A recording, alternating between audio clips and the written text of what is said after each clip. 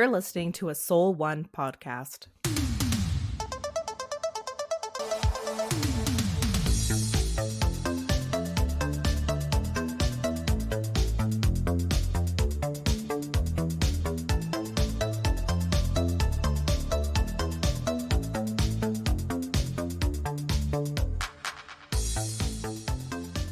Exciting show today.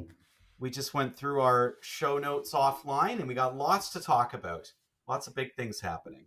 Yeah, and exciting as we head into the holiday season. We're just trying to get all of our ducks in order. As you can tell, Mike, that's one thing we didn't talk about prior to recording. I'm very congested. I am getting over a head cold. So I'm just putting it out there because, you know what? We haven't gotten this in the last several years, like ever since COVID, but I will never forget the fan who wrote in. And I think this was when we were still recording in-house at CFRC many, many, many moons ago. And someone wrote in being like, what's wrong with Mike? Like, is he sick? His voice doesn't sound right. I'll never forget that. I think you might have been going through a breakup, but you weren't. I don't think you were sick at all. But I remember, and you being like so offended. Yeah. And I don't remember. I don't remember this. When was this? This was near. You're saying this is near like the beginning? It must have been because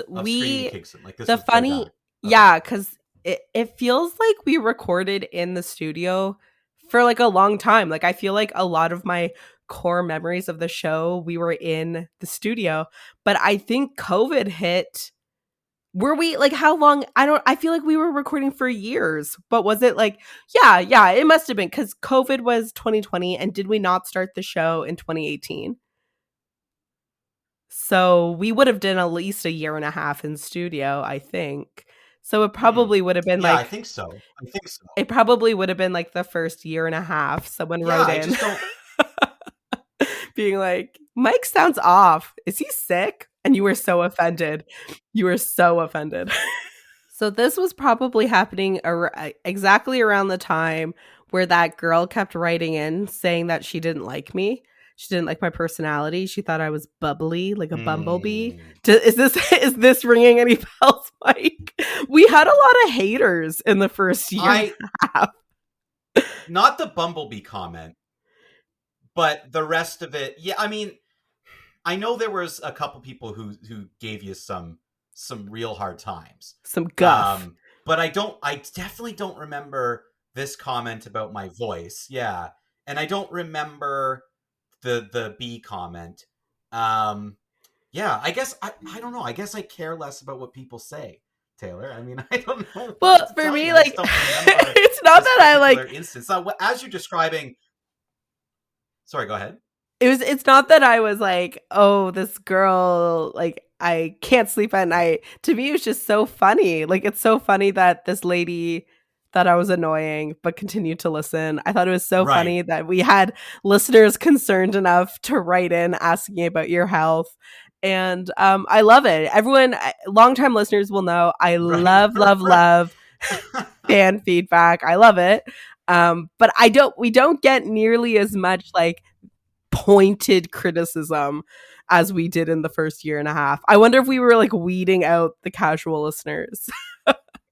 Yeah, it's funny when you're describing the situations, I do kind of remember it a little bit. It's just the individual emails I don't. Like when you said, that someone was saying, oh, what's wrong with Mike's voice? And it was a time where I was going through a breakup. Yeah, statistically speaking, that was probably accurate. It's just a matter of like what these individual emails and remember, like I don't remember that exact situation, and I don't remember my voice ever being a problem. But yeah, I mean, I think you're right. Overall, we took a lot more heat at the beginning from people who wrote in, and a little bit less these days. I don't know if we've just like really found our niche audience and people have just like eased into our personalities, or I don't know. I just remember we would get and it was also a time where like we said we would literally read anything we got because we were just starting. So we weren't getting like a ton of listener That's feedback. true. And so we just literally read the most, yeah, but like I feel now I think you've insulated me from some of the criticism. I think you revealed that to me like during the pandemic that you're a little more selective with what you read on air. Like we don't read absolutely everything anymore, but we also get more than we did in the first year and a half. Yeah. So Well, now, yeah, we get a lot more now, and now I just forget about it. So it's not even that I'm curating it. I just forget we have. It's not. It's not on purpose. But you're right. We do also get a lot more now, so it's possible there's more criticism there that's just being missed. yeah, and we just we tune out the haters because we're big. We're huge. We're celebrities in our own minds, so we can just tune out the haters. Right, Mike? Yeah, and part of the part of it is I think we like I don't know. Honestly, I really caught you off guard with that comment. Well, because we're having so much technical issues. Like this is what sucks. You and I were talking about this. We're having so many technical issues today. You had such a great story, and I'm gonna in editing have to chop it all together. And I don't want people thinking we don't want to talk about the criticism we received or that we're embarrassed by it. We're just having such technical issues that I'm so distracted trying to figure out if we're still on a lag. Yeah, poor Mike is sweating bullets, and here I am just I think we're on spinning a lag. yarns. I don't think we are now. Like, I think I can hear you okay. I think we're on a lag again, but then sometimes... Okay, but all right. Really? Because there are some gaps between me ending... Okay, live on air, Taylor. Let's do the test. Let's do the test that we do. You remember the test? So I'm gonna count to 3, and then you're gonna tell me when you hear number 3. This is our lag test, so we're doing it live on air, okay? Ready? Okay. There's definitely a lag. Okay, ready? 1, 2, 3. Heard it. Yeah, okay, there's a lag. I said that an hour and a half ago. Okay, so what do you want to do? It's going to be a 6-minute episode. Amateur hour over here. It's going to be a 6-minute episode with my amazing stories. Yeah, just forget this. Forget this. Taylor, just solo it and review your movie. I'll solo it and review my movie, and then we're calling it a day. Perfect. Okay, so I'm just going to talk, Mike, and you don't interrupt. I'm starting my movie review. Wow. Okay. Oh my See God. how long of a delay that was? Okay. So we always joke about how unhinged. This is truly 100% the worst episode we've ever done. And I'm loving it. I'm loving it. Okay. Sweating so much. Like I'm just sweating with just how like such amateur hour over here. I'm like losing a pound of water. Well, it's not. Hopefully, this isn't the episode you were planning on showing sponsors. But no, we're much better than this. Normally, I swear, we don't understand why sometimes my computer doesn't work.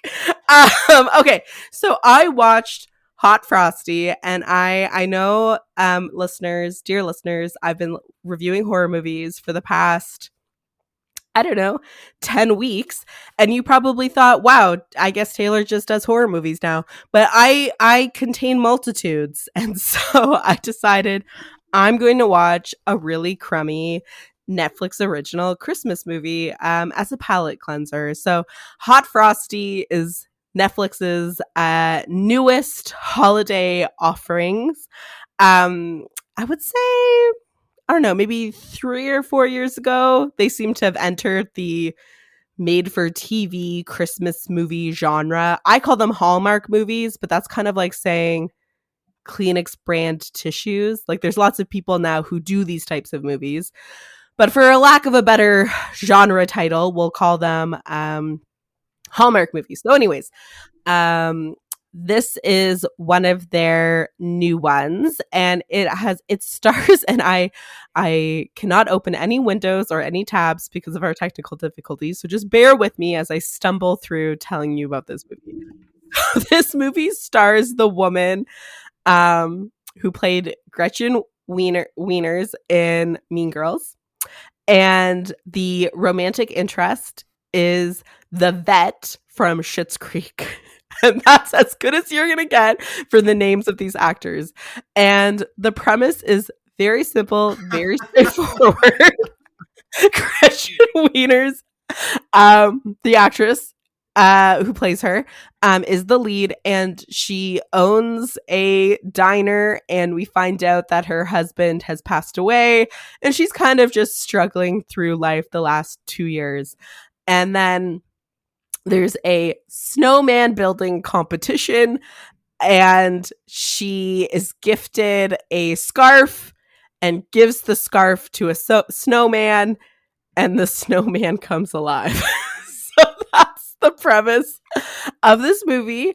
And when the movie's called Hot Frosty, that's what you're gonna get. You get exactly what you think you're gonna get with a movie named Hot Frosty. So the Schitt's Creek vet plays the hot snowman, who is like, he's not childlike, like he's not infantilized, I think is the word. Like it's not like the treatment that happened in that that movie with Emma Stone where she's like kind of like a Frankenstein monster and has the brain of a child. So it's not like creepy like that, but he definitely like, it's like the case of like someone who comes alive and almost has like amnesia. Like he is an adult, but he also like doesn't know anything. He's just like really naive. So of course, you know, the movie is about her heart being warmed by this snowman that has come to life.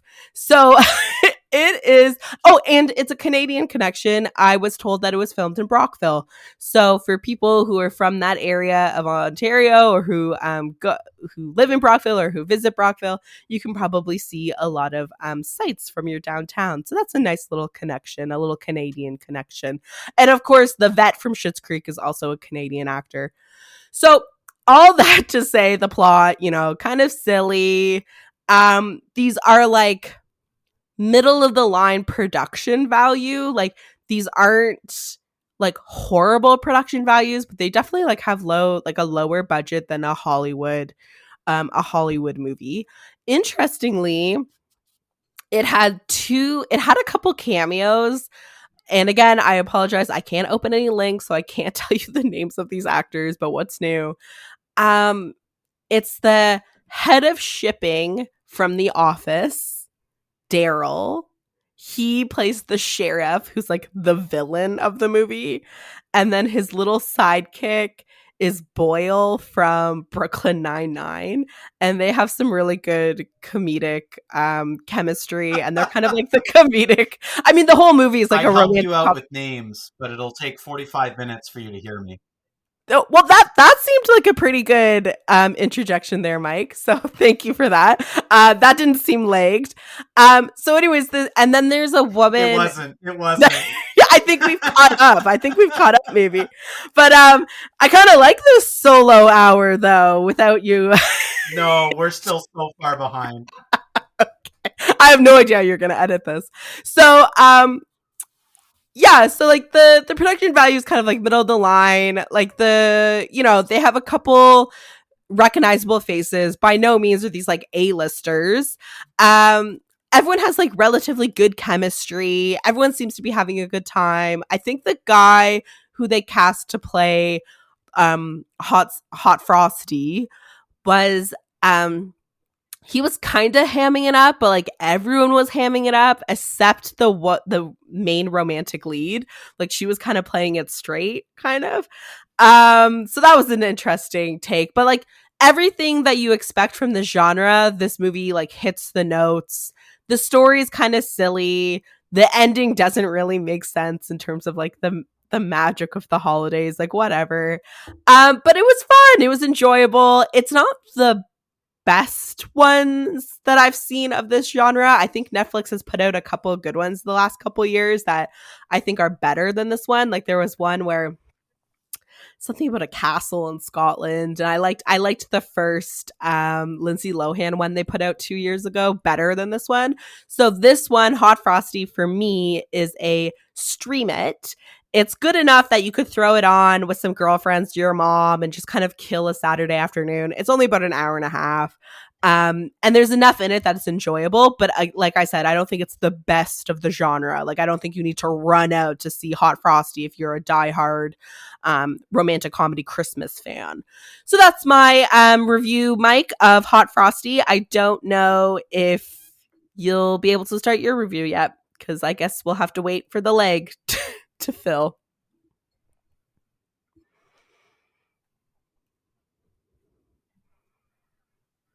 I should be able to edit it enough that it won't be too bad for the people listening. It's just really bad for you and me. Okay. Because I'll end a sentence and then, for example, right now, and sometime later, you'll respond. Oh, that's better. Depending upon when you said okay, that was better. On my end, it was not better. No, we're still on. Okay. So I'm going to go ahead and move on to my review. No, now it's just switched. Now it's worse for you. And okay, so I'm going to go ahead and move on to my review then. And then we have a quick announcement, and then we'll get everyone out of here. So I reviewed the movie Saturday Night, which is based on the first ever episode, the pilot episode of Saturday Night Live SNL, which would have debuted on television in the 1970s, I want to say. And this was basically about the 90 minutes leading up to the beginning, the first opening sketch of the first ever show at that time, just called Saturday Night. So this film, only about 90 minutes long. Like, it's not like shot exactly in time where it's exactly 90 minutes. Like, I think the movie itself's a tiny bit longer than the time that they actually had.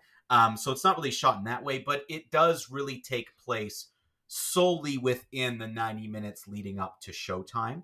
And it's really about a young Lorne Michaels, who is the producer and creator of Saturday Night Live, plus a bunch of other comedy shows like 30 Rock and a bunch of other shows like that.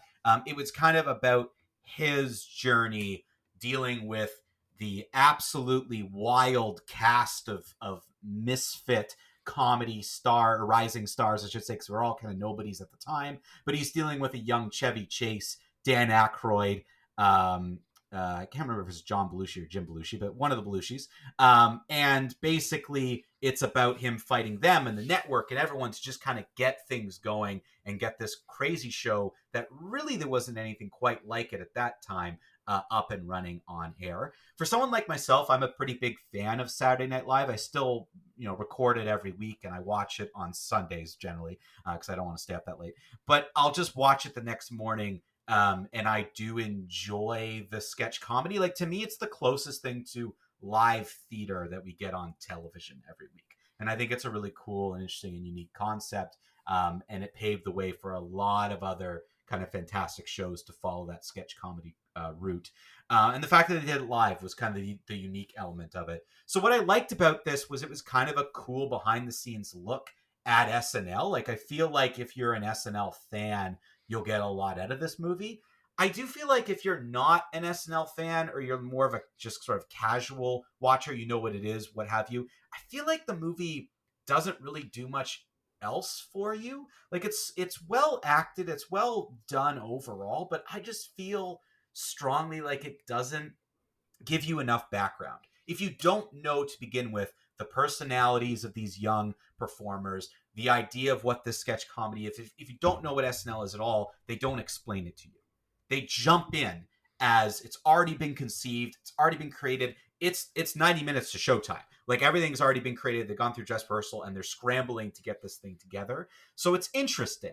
It was a fascinating movie. There's a lot of really cool elements to it, but I do feel like it just kind of missed like a normal story telling you what's going on.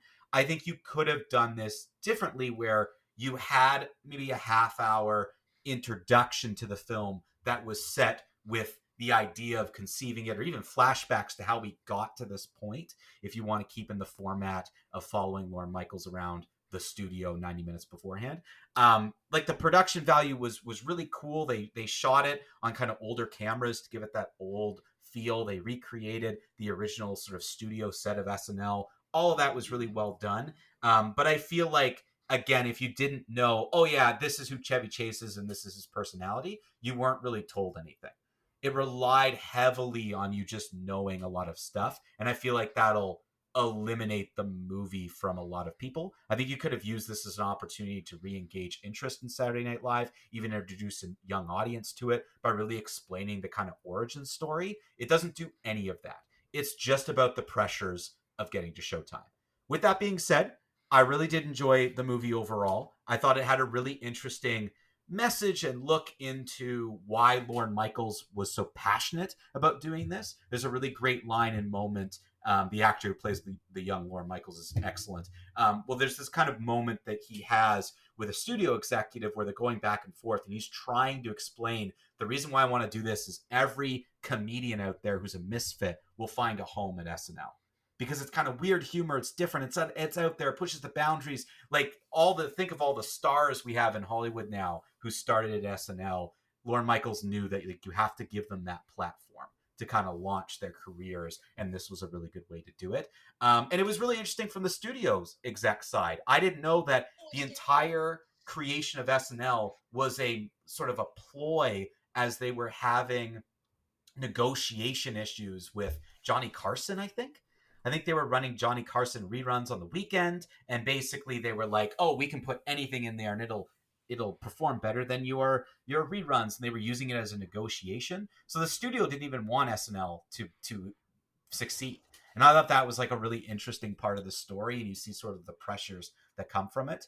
But all in all, like this is a positive stream it. I think it's a really good movie to watch. Like it's an afternoon movie. It's great to watch kind of with the family. It's there's some push the boundaries humor, but not that much. If you know what SNL is, if you understand it, it's there. And the actors who played the young versions of all these like comedic stars that you'll recognize, they were all excellent. Like the entire cast was so well done.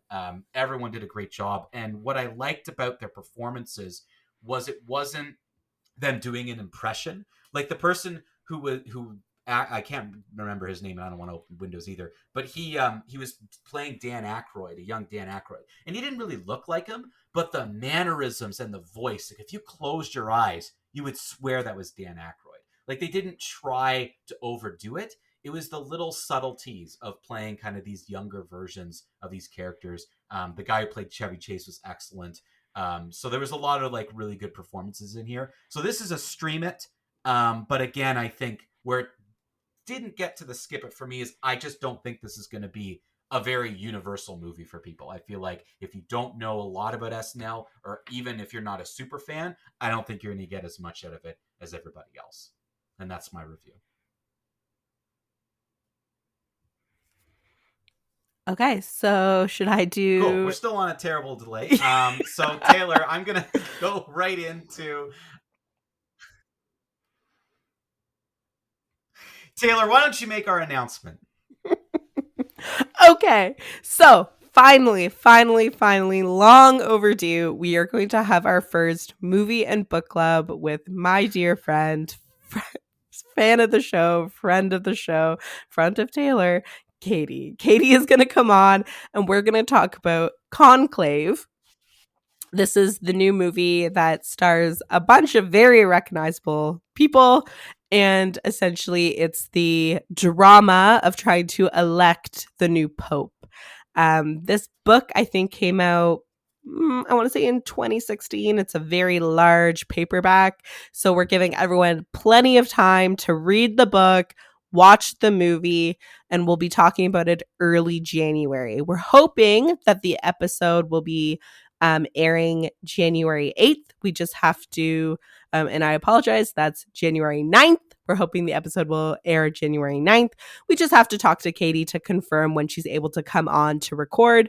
But that will give everyone plenty of time over the holidays to read this meaty book and then watch the movie. And you know what, Mike? I know there's a lag, so you can't answer me. I'm not 100% sure when this movie is coming out, but it is getting a lot of buzz. Of course, this is going to be anytime you have like a Pope movie or like a religious intrigue movie, you know there's going to be Oscar buzz. So this will probably be making the award rounds for the Oscars. So it's very timely for us to read the book, watch the movie, discuss. So for people who are joining us who didn't listen to our old show, essentially the book club episode is exactly what it sounds like I alluded to. You read the book, we watch the movie, and then Katie comes on. Katie, Mike, and I will review the movie, review the book, and kind of contrast and compare.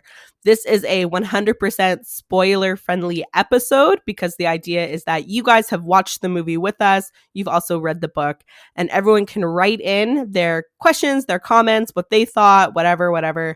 And again, we'll try to get to as much as we can on the episode. So again, we're super excited to have Katie back. She was a regular guest on Screening in Kingston, and I think this will be her first foray in You Had Me at Skip It. And so we're hoping to watch and review and talk about Conclave on January 9th. And again, that's a tentative date because we just have to do a little bit of housekeeping, but that should give you guys plenty of time to get your book and to watch the movie.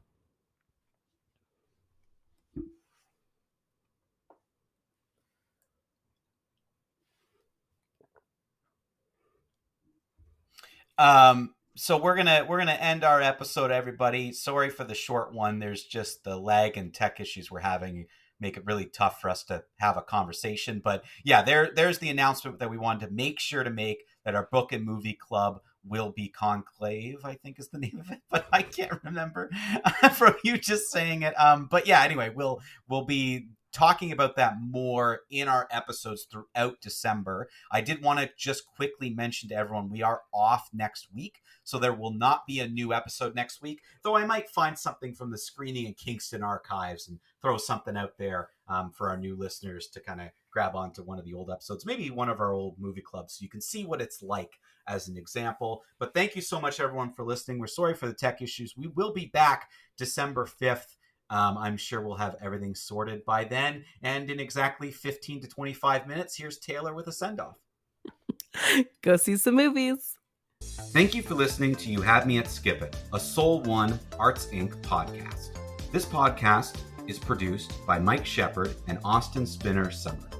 It is a project of Soul One Arts Inc. To learn more about Soul One and all the great work that Soul One is doing in the arts community, especially in film, theater, and other performing arts, visit soul1arts.ca. You can contribute to this podcast by visiting soul1arts.ca and going to the podcast tab. You'll find all the information on You Had Me at Skip It and how you can get your questions read on air each week. Thank you again for listening.